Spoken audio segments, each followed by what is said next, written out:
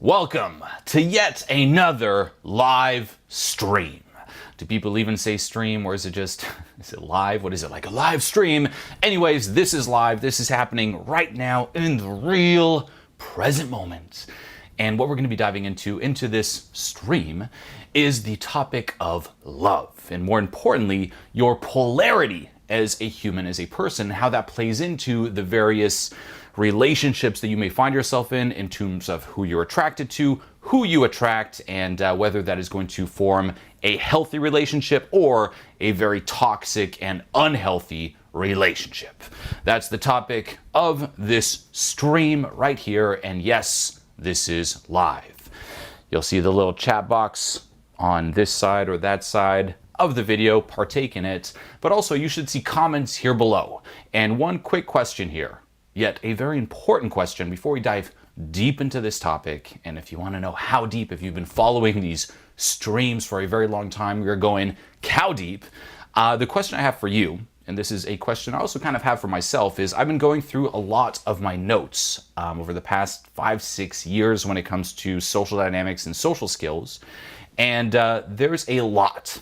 Okay, I've actually not released any new content in terms of, you could say, the technical side of social skills in the past 5 to 6 years. And I was thinking of potentially, and I'll say it again, potentially, don't hold me to this yet, releasing a digital program when it comes to social skills, an updated digital program where I'm basically going to take all of the gold from some of my past programs, right, minus the rest of it, the gold that applies to anyone, combine it with all of the new epiphanies and teachings that I'm aware of and that I do today, and add all of these epiphanies and lessons into it, package it all up, and you will have, in my very modest opinion, the best program when it comes to social dynamics. And again, this is going to be for everyone. You can apply it to dating if you like, but you can really apply it to all areas of life, any kind of relationship. Whenever you're talking to someone, it'll list out, for example, all the different channels of communications, the different dynamics. Okay, what's RAS? What's an RAS flip? How do you see what someone's RAS is focused on? How do you control the RAS in a way that's beneficial to the both of you, so on and so forth. So I've been playing around with that. Again, not official. Don't hold me accountable. But if this speaks to you and you're like, you know what? I would totally get that. Let me know in the comments below. Not in the chat. I mean, you can let me know in the chat if you like, right? You should see it on, again, one side of the screen. But in the comments where it sticks, where it stays, comment there below so I can read through it and see ultimately if you're interested, and if you are interested, what you would like to see in that program. Okay, comment that below. I want to know. So that's the first thing. Scrolling through this here. Someone's like, how do you keep the passion alive? Right? Well, comment that below, right? Hey, you know what? That sounds good. I would like to see a section in that program in terms of keeping the passion alive. Basically, if I were to do this, this would be a digital program that we would create here together, right? It's not me like, okay, I created it. Here you go. Do you want it?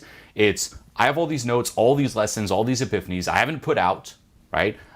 Would you like to see them? And what would you like to see? What would you like to be added on? And basically, it's an us product, right? In the credits, it's you and me.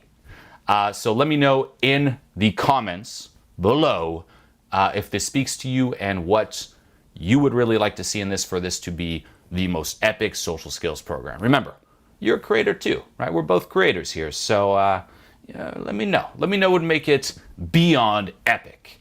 So that's the first thing. Secondly, do you know it's tomorrow? Does anyone know it's tomorrow? Tomorrow, and this is something that I never thought I would say, but I just gotta say it. In terms of the Horde, right? I hope the Horde represents in the chat here. We are officially Doge friendly. That's right. We and the Doge Army, we welcome you. You can have your way with us. The Horde is now a Doge friendly Horde. I never thought I would say that, but yes, you know. Daddy might have picked up a few Doge a while back. Not too far back, but looks like, you know, we're going to the moon. So just want to put it out there publicly. Any Doge Army people, the Horde is with you. And if this sounds weird to you, you just ain't savvy with the times.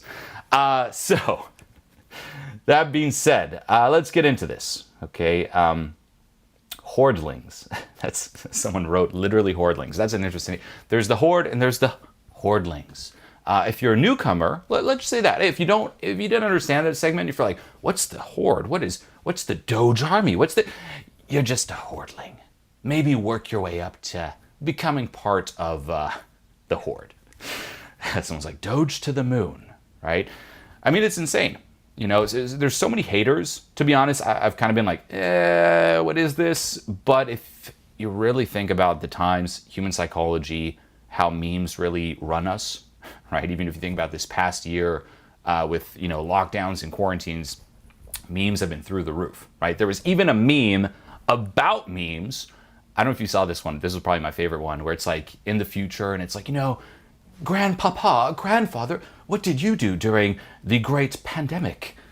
Well, child, I just sat back and enjoyed the memes and forwarded a lot of memes to my friends. And if you're part of the horde, that should sound quite accurate. So let's get into this, okay? When it comes to love, a very light topic, okay? And your polarity, this is very important. Every single human, you included, has a certain polarity. Okay, you can think of yourself as a magnet, and 2 books before I dive into this that expand upon this, if you want to go even deeper in terms of understanding it, are number 1, The Human Magnet Syndrome by Ross Rosenberg, and number 2, there's this book called Attached. I forget the author's name. Should have prepared it before the stream, didn't, but just look up Attached. There's just one, Attached. Okay, and both of those kind of hint at the same thing, at this polarity that we have, this polarity that in a lot of ways has been conditioned into us. So if you take your childhood and the way that you've been conditioned, there are 2 routes that you can go in. Okay, route number 1 is you're born, right? You come into this household, whoever is raising you, and you were able to live up to the expectations of whoever is raising you. Right? Whether that's a parent or your primary caregiver, whoever that is, right? They have certain expectations and you are able to be the perfect child, right? Oh, our child is so great. That's the golden child. And because you're able to do that, whenever you lived up to their expectations, you would receive a certain amount of approval, a certain amount of love. And that there will condition you and infuse a certain polarity. The polarity that infuses into you is you become what Ross Rosenberg would call codependent, or in that book Attached, it would be called an anxious attachment style, where you're able to get that approval by living up to certain expectations, certain standards, and you just keep chasing it, right? Again, very anxious. Oh, I need approval, right? Another person's the source of the approval. Well, what do they want from me? And how can I mold myself to be that so I can get the love? Just give me the love, right? That's the codependent. That's the anxious attachment style. It's the person who really can't, for example, be on their own. They're always just people pleasing, right? If you're a people pleaser, there's definitely some of that polarity inside of you, and this runs you well into your adult life. Okay, that's route number 1 in terms of your childhood conditioning. Route number 2, however, is you go the opposite direction, where instead of being able to live up to certain standards and being the golden child, you might be the problem child, right? No matter what you do, you might never actually be able to live up to those expectations, to those standards.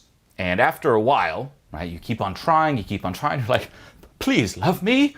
And it's like, you just don't get it, or it's perhaps a very destructive household, just a very chaotic, toxic environment. And when that happens, you will then basically give up on trying to seek that outside of you and just being like, you know what? Screw this, right? Screw trying to please others. I'm just going to bring my awareness, my focus onto me. And you will tend to be what in that book Ross Rosenberg will call a narcissist, or in terms of attachment styles, you will be an avoidant attachment style. Anxious, avoidant, okay, codependent, narcissist. Tomato, tomato. Now, this here also runs you well into your adult life. And what you'll notice here is if you're on this side of things, instead of being very people-pleasery, you will have problems actually, for example, showing genuine interest because all your focus is me, me, me. If you take the codependent, it's very others focused, right? It's all about others. If you take the narcissist, it's all about self focused, all about me. And your problem here will actually be letting, affection land, allowing yourself to be vulnerable, allowing yourself to basically open yourself up to others. If you've ever heard of the term push-pull, right? Push being, I hate you. Pull being, I love you. Same thing, right? Someone who's on the more people-pleaser side, they will have, a lot of, you could say, it'll be very easy for them to be like, I love you, I like you, hey, you're awesome. But for them to be like, I don't like that, I hate you, they can't. For someone who's on the other side of the spectrum, right, the narcissist-avoidant attachment style, for them, oh, I hate you is very easy, but to actually say, you know what, I like you, thank you, I value you, they're gonna have a lot of resistance to that, okay? So there is this thing is, these two polarities, and you can think of it as a spectrum, if you will, and every single human finds himself somewhere on this spectrum, okay? Here's, for example, codependent, in the scroll, good job, eh? Hey, here's codependent, here's codependent, here's narcissist. Here's the perfect middle ground, which is impossible to attain. Don't worry about it. However, this leads us to another very interesting dynamic. Based upon this spectrum, let's just say you find yourself on the, was this side, the codependent side. Say you're very codependent, right? And you're very extreme codependent in terms of that middle ground. What's very interesting is you will attract and find yourself attracted to people who are proportionally on the opposite side of the spectrum. If you're an extreme codependent, you'll be very attracted to an extreme narcissist and vice versa. Okay, that's how it works. There's the spectrum, you have a polarity, and you will experience attraction and vice versa for someone who is proportionally on the opposite side. And the further away you are from that perfect middle ground, the more toxic and dysfunctional the relationship. And that leads us to phase 2, right, which we're going to get to, but I'm going to glance at the comments here. Someone's like, Human Magnet Syndrome. Yep, that's the book. Human Magnet Syndrome, Ross Rosenberg, or Attached. Don't know the author. They really expand this dynamic in depth. They won't necessarily give you the solution, just like a lot of books, right? It's like, well, here's the problem, and here's everything you need to learn and know about the problem. Oh, great, what's the solution? The end. Whoa, well, thank you, but at least now I'm aware.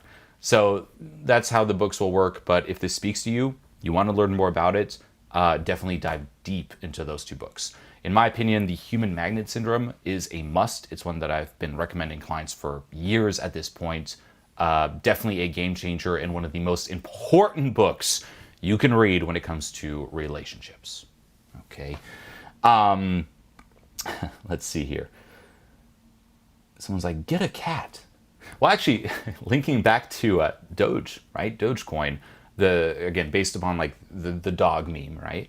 It would be interesting to entertain the idea that, let's just say there's this hypothetical future where it actually got adopted mainstream. Like now that the currency of the world, it's Doge. What about cats? Now, I actually have a dog. I'm more of a, you know that, I'm more of a dog person. But what about cat lovers? Hey, what's she gonna do? Where's your cat coin? What's going on? That will, in my opinion, be the final boss when it comes to mass adoption of Dogecoin, is cat lovers are gonna rebel and throw a fit. So you heard it here first. I Hate You, Don't Leave Me, good BPD book. Yes, another amazing book. Highly recommend checking that one as well. Glad the lives are back. Well, yeah, I'm glad to be back.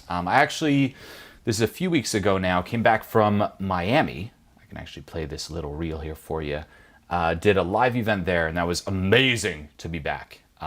Honestly, it fuels you with life, right? Like, this is great, but there's nothing that comes close to in person. And yeah, we ran this very, very safe event in Miami. It was a 4-day live event, and we broadcasted a lot on YouTube. However, and this leads us to a little side announcement, a lot of people couldn't make it. This was in, again, America, in Miami. So we also decided to do a virtual summit. If this speaks to you, go to that link. virtualworldsummit.com. This one will be happening exclusively on Zoom. So if you saw, for example, some of the live broadcasts, or you ever, wondered like, oh, these lives are great, but I would sure love to get coached, like in a bit more of a direct way, go to Virtual World Summit. There's early bird tickets. It's extremely cheap, like probably the cheapest event we've done.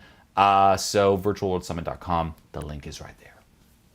Next one in Texas, and yes, next in-person one. So that's virtual. This one will be happening in 2-3 weeks, I believe end of May.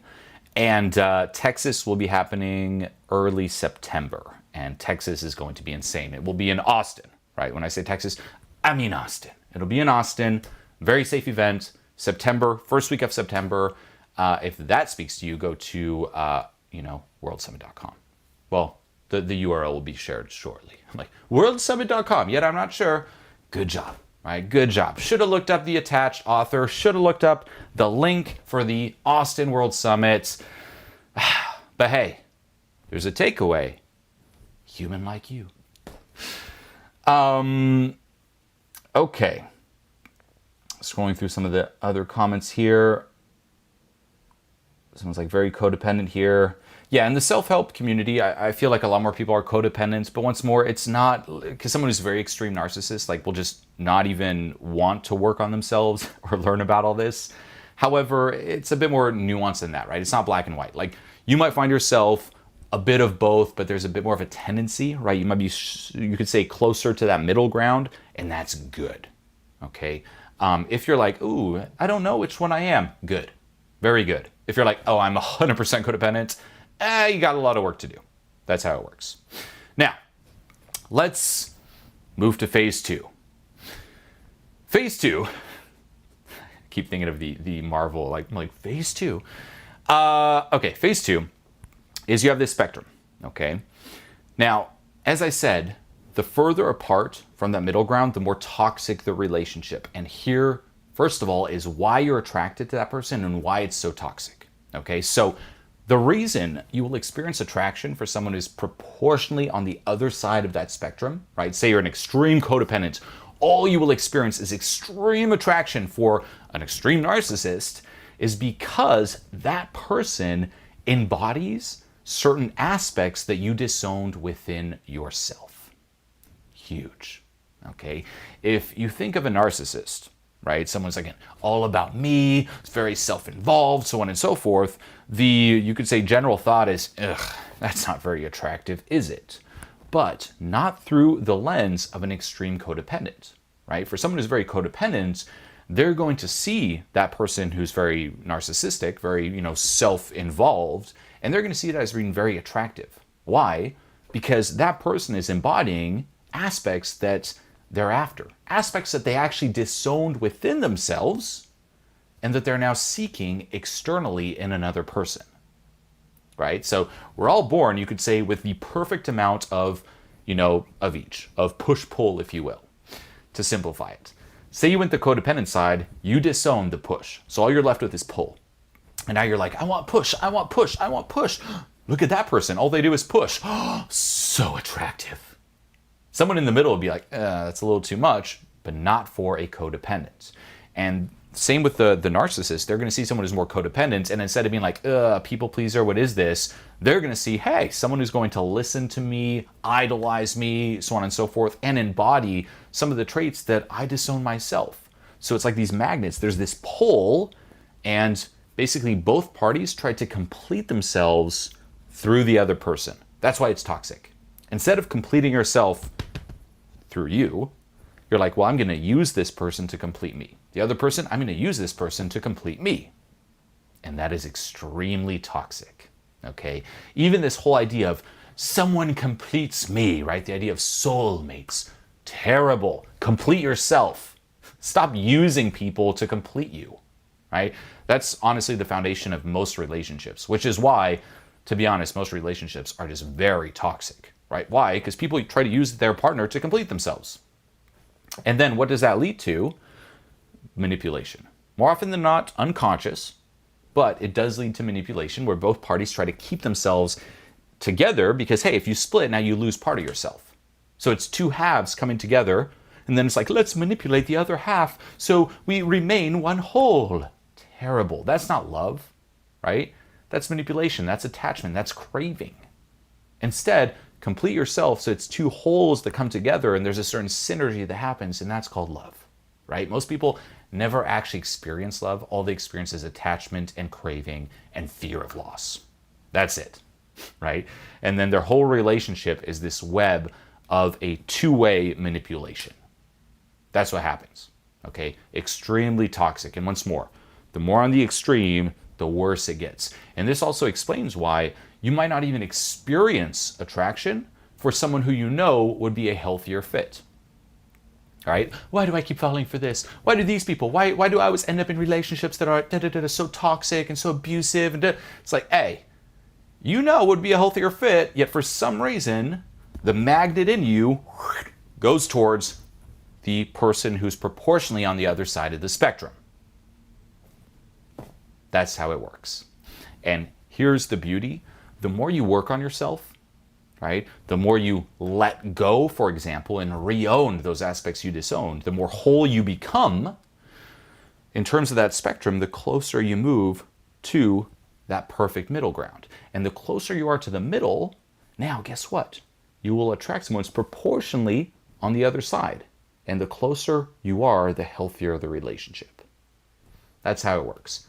You move closer by doing the work, and then you get into a healthy relationship. And of course, if you'd like to learn how to work on yourself, and more importantly, how to let go, you can go to this link right here. Hey, you thought it'd be Julien mentoring. Hey, it's how to let go. howtoletgo.com, and you can pick up your copy of my record-breaking program, Transformation Mastery. This is really the Bible when it comes to letting go. It's extremely affordable. Go to that link, okay, howtoletgo.com, and it will teach you everything when it comes to doing this type of inner work. If you've watched a lot of my videos and you're like, that's great, but tell me a bit more about the process, this is the process, okay? And you can work on, you could say social techniques as much as you want, but when it comes to relationships, trust me, you will always find your way back to that person who's on the other side of the spectrum. Right? You'll see this. People were like, even socially on a surface, they seem very advanced. Like, oh, so good. Look at their relationships. Right? Look at the dynamic of their relationships. Is it healthy or is it very toxic? Is there a lot of abuse? Is there a lot of manipulation? Or is it, hey, there's a healthy couple? That there, your polarity dictates it all. And once you see it, other little side note, you'll see it everywhere. Look at any couple, by the way, and you will always see someone who's more me-focused and someone who's more other-focused. You'll start seeing that polarity. Let's see here.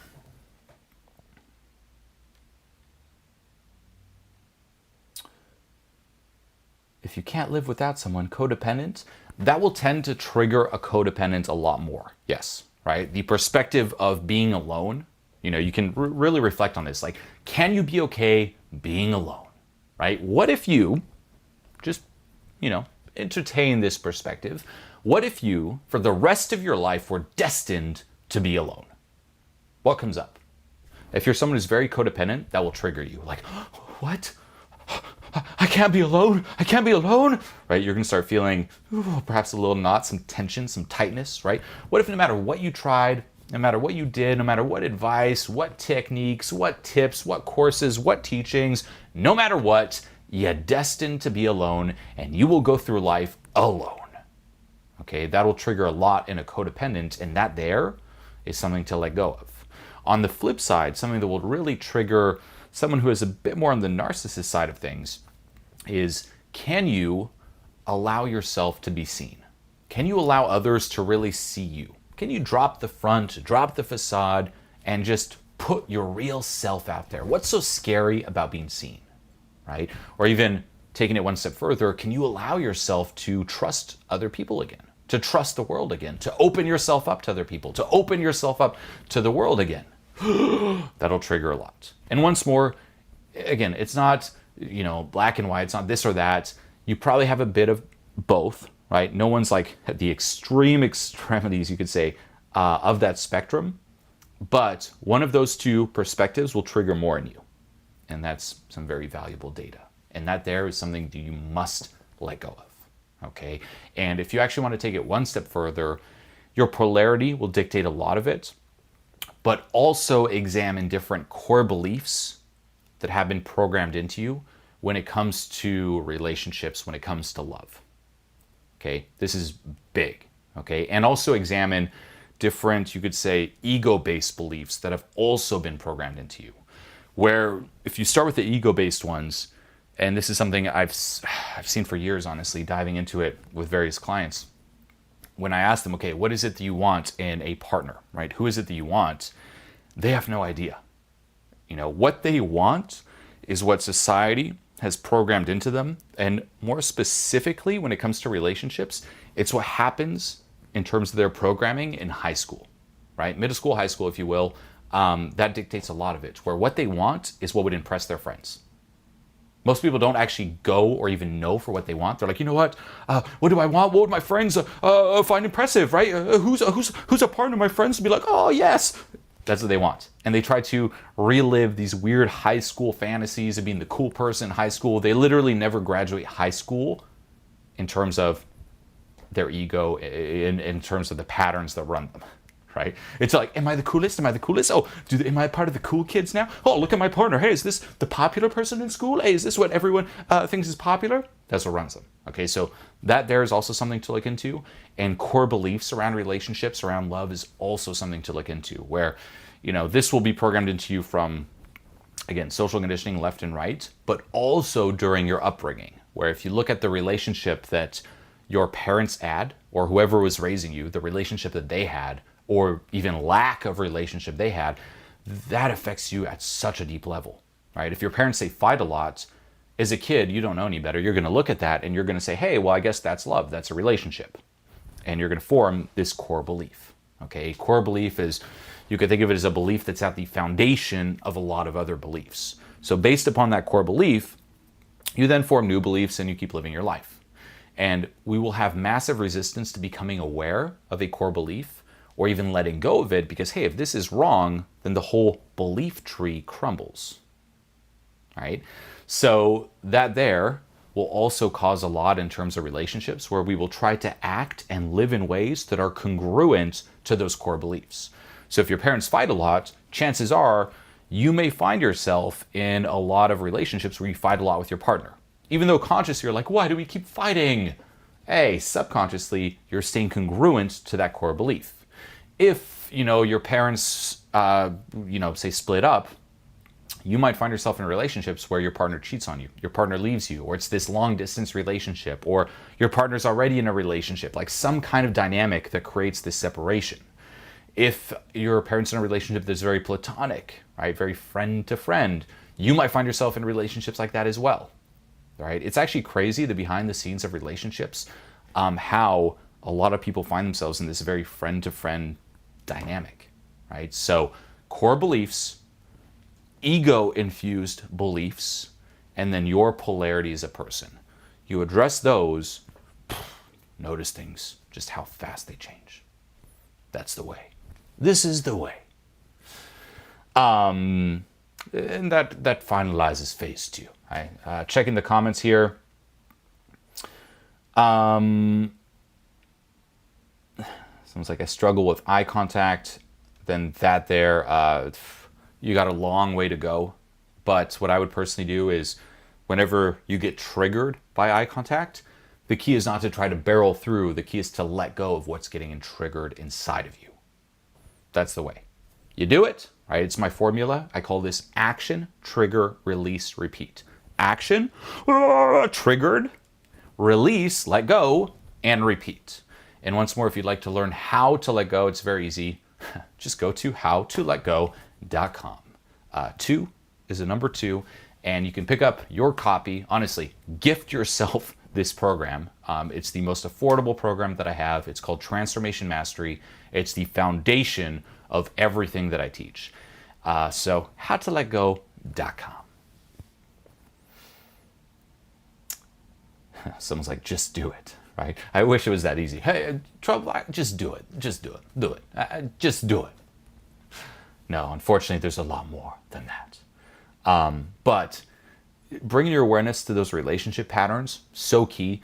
I do want to make another live where I break down just a lot of the patterns that run us, right? If you think of your life, right? A lot's changing at the surface. A lot's changing out in the physical, right? Even in terms of you. It's like, oh, getting older, right? But the patterns that run us tend to be the same, right? They're programmed into you during your childhood. You're conditioned that way. And then you just relive these same patterns again and again and again and again. Even in terms of thoughts, right? 90% of your thoughts here today, same thoughts you had yesterday. And, things might change, yet people, like new people, fall into the same roles, the same dynamics are at play, and we all tend to live Groundhog's Day. If you haven't seen that movie, check it out. And again, if you want the solution, howtoletgo.com. Okay, look at that. Hey, we touched on a very light topic. No, but for real, this idea of polarity, game changer. And letting go is really what will affect this, and you'll see it just in terms of who you attract in your life, and not just romantically, by the way, especially if you also examine the core beliefs and the ego-infused beliefs, your life will change like crazy, okay? And it's insane to see, too, just how many, successful people, whatever you just determine as successful, but you could say successful in other areas of life, who just in terms of their relationships, it's just terrible, absolutely terrible. I even know people who are so good at, say, meeting new people and getting into very short-term relationships, because this is actually another key point. This year will tend to manifest later on in the relationship, right? Short-term, it's like, honeymoon phase, whatever, that's all fun, great. Long-term, the polarity runs you. And you'll see these people get onto all these short terms, yet they can't, for the life of them, either maintain a long-term relationship, or every single long-term relationship is beyond toxic because they haven't done this work.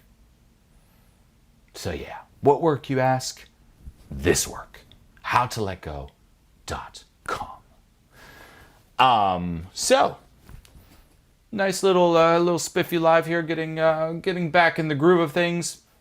As I said, I'll be doing these moving forward, ideally once a week.